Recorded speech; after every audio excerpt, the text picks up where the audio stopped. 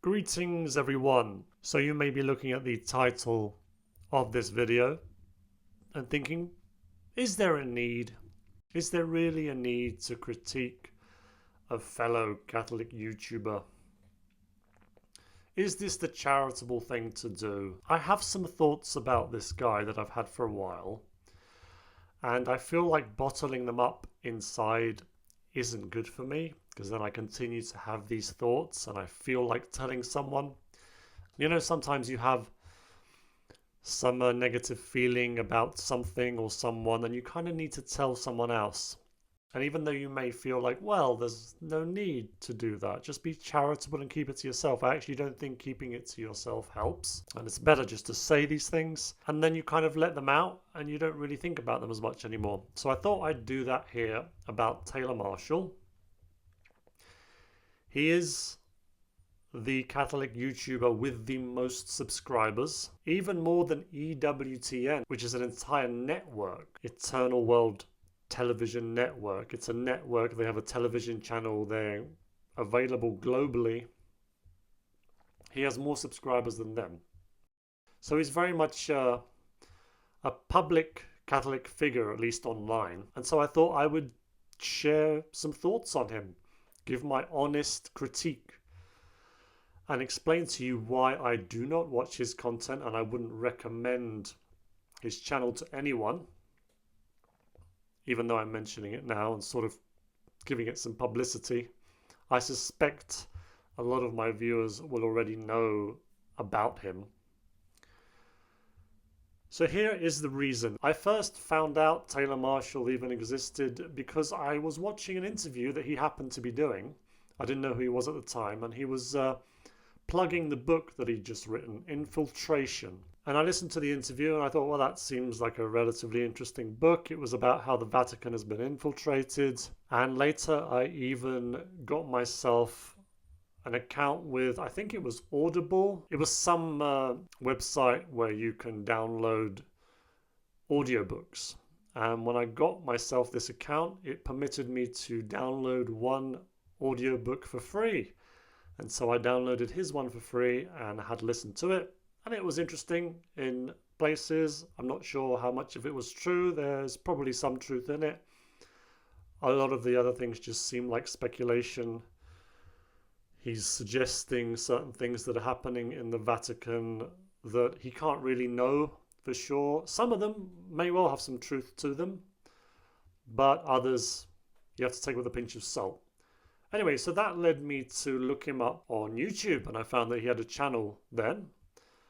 He wasn't anywhere near as popular as he is now back then, but he had a decent following. And I started watching some of his videos, and I realized quite quickly that during his videos, he would stop what he was saying every 2 or 3 minutes to tell his audience to like the video and subscribe to his channel and also share the video with friends. And he would do that every few minutes. Don't forget to like the video, subscribe if you haven't subscribed, and share this video. He was saying it so much it was getting kind of annoying. I understand you want people to like your video because that helps give it more visibility on YouTube. I understand you want people to subscribe to your channel. I understand people sharing your video will also give it more visibility. And I even sometimes will put a little like icon, now that I've figured out how to do it on this editing program that I use. I put a little like icon in the corner, maybe once in the video to remind people that they can like it if they like the video. But he was telling people over and over again. He would have like a 45-minute video, and every 2 or 3 minutes, literally, he would stop what he was saying to remind people to like the video if they haven't done so yet and subscribe. And I remember thinking that was kind of pushy. Then when he would do live streams, he would actually get annoyed with the people watching live that they haven't liked his video. So for example, if he had 800 people watching his video live and he saw that his video only had 150 likes, he would say, hey, come on, what's going on? There are 800 of you here now, live, watching. How come there are only 150 likes? Get liking the video. He actually was frustrated. He was frustrated and annoyed that people weren't liking his video, because he knew that obviously that is what's going to give it more visibility and in turn earn him more revenue. So again, I thought this is really pushy of a guy who's got a Catholic channel and he's talking about Catholic things, and yet he's getting angry with his audience because they're not liking his video. That only a fraction of the people watching it live have liked it, and they need to get a move on and like the video. What if they don't like what you're saying, Taylor Marshall? Maybe they don't want to like your video. So that was another example of his pushiness, of demanding that people like his videos and share them. So I didn't like that much. Then came the Pachamama story. You may remember this. It was just over 5 years ago now, when the Austrian Alexander Tschugel, as it was later revealed, at the time it happened we didn't actually know who it was, but now we know that the Austrian Catholic Alexander Tschugel went and took the Pachamamas from a church in Rome. He then went down the road somewhere and threw them into the river Tiber. And at the time it was filmed, but he wasn't revealed in the video, so it was just shown that somebody had done this. And it was a big story. It was covered by most of the Catholic news websites. And then later on he put out a video revealing who he was and why he did what he did.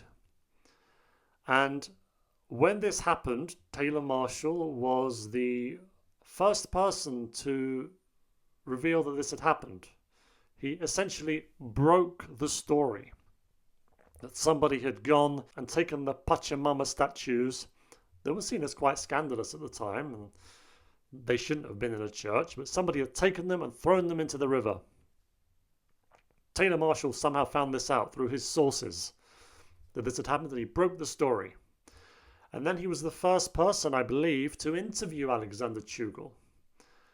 And he was asking him who he was and why he decided to do this. And he wanted to get the full details on what was lying behind his decision to go to Rome, to take these statues and throw them in the river. And then later it came out that actually he was involved in this whole thing. He had actually planned this with Alexander Tschugel. He'd even paid for his trip to go to Rome. He knew all about this. And so obviously he could break the story because he found out as soon as it had happened, because the guy had texted him that he'd done it. And then he got him onto his channel for an interview because, again, he knew who he was, but he was pretending that he didn't know who he was. When he was interviewing him, he was acting like he didn't know who he was. Like, this is the first time he's chatting with this guy and he's finding things out about him. And it wasn't until a later interview, I believe, when Tschugel himself actually said to Taylor Marshall perhaps they should reveal a little bit more about this and tell people that they already knew each other before and that they planned this together. And Taylor Marshall was a bit surprised, actually, that Tschugel said that at the time. And he said, oh, yeah, sure. He didn't realize that Tschugel was going to bring that up. But okay, fair enough. They can tell people the truth, finally. And again, I just remember thinking, how dishonest of you. Why would you need to lie like that? Why are you pretending that you've broken this story that's got nothing to do with you? Why are you pretending that you don't know this guy when you're interviewing him?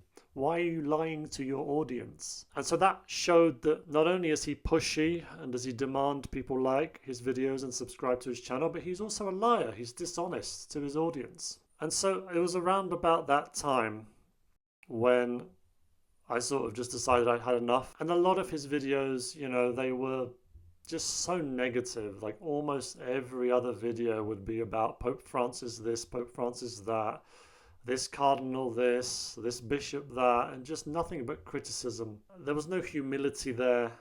There was no kind of, look, you're a lay person, just keep living your life as best you can as a good Catholic.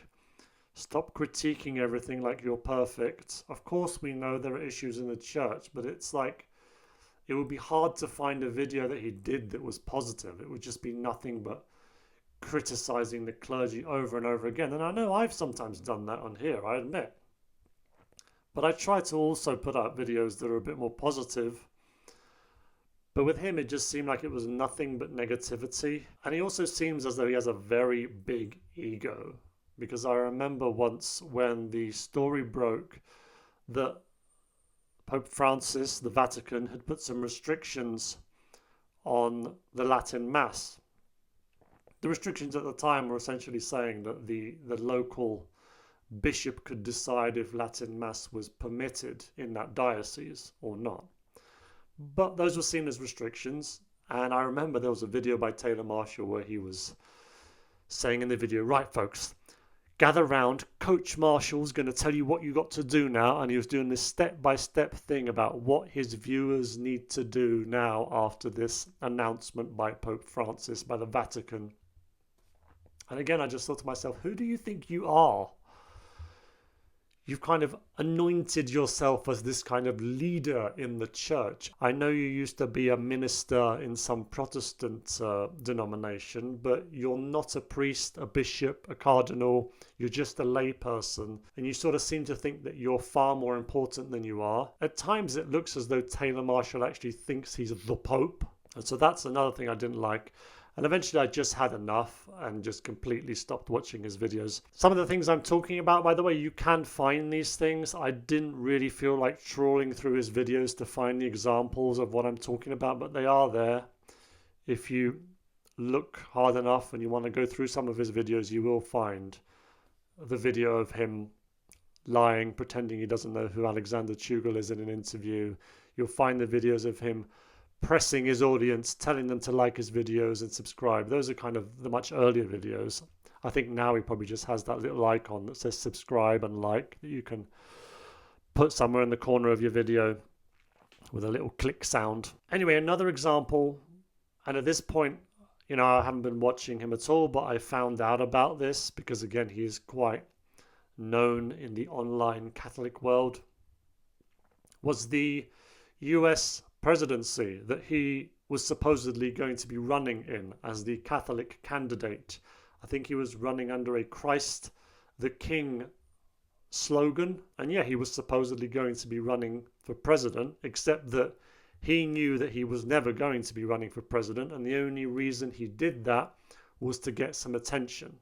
And he got that attention because he was invited onto some conservative, rather big conservative right-wing YouTube channels to talk about his candidacy, and that made him more known in the conservative right-wing circles, and that of course brought a lot of people over to his channel. That's exactly what he wanted. And then at a later point he announced that actually he wouldn't be running because he realized that he just didn't have the resources to have any kind of a chance of competing. That's something that was obvious from the beginning, and it was clearly just a publicity stunt by him. And once again, I just think it showed more dishonesty from the guy and just this craving to get more attention, to get more people over to his channel, to get more views, to get more money, essentially, because obviously the more views your videos have, the more money you make. So those are just some of the reasons why I don't watch Taylor Marshall anymore. I don't recommend anyone watch him. And just to let you know, I do plan on doing a video giving you some channels that I would recommend. So it's not just going to be negative. I will do a video at some point in the future telling you some channels that I think are good, some good Catholic channels to watch if you don't know them already. Because I do think there are some really nice ones out there that don't just go on and on about the bad things going on in the church, but actually talk about some really beautiful things in the Catholic Church. But those are my feelings on Taylor Marshall. If you know who he is, there's a chance you will. Let me know what you think in the comment section. And honestly, if you like watching his videos, if you do visit his channel and watch his stuff, that's fine. That's up to you. That's your choice. I'm telling you why I don't, and I'm telling you why I wouldn't recommend him to anyone. But you can obviously watch whatever Catholic content you wish to watch. I do thank you very much for watching this video, and have yourselves a blessed day.